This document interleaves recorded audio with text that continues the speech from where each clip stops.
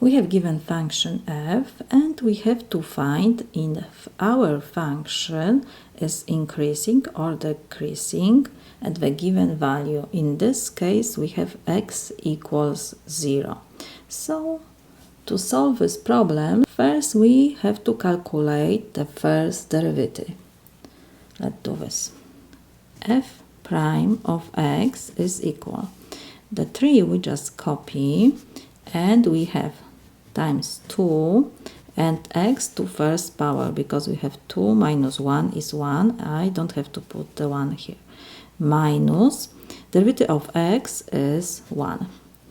So f prime of x is equal 6x minus 1. When we have first derivative, we have to now calculate the value of first derivative for x equals 0. So it means we have to replace our x by 0. F prime of 0 is equal 6 times 0 minus 1. So this is equal 6 times 0 is 0 minus 1 is minus 1.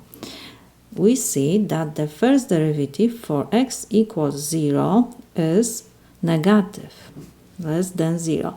It means that our function is decreasing. So let me write this. F is decreasing. This is my solution.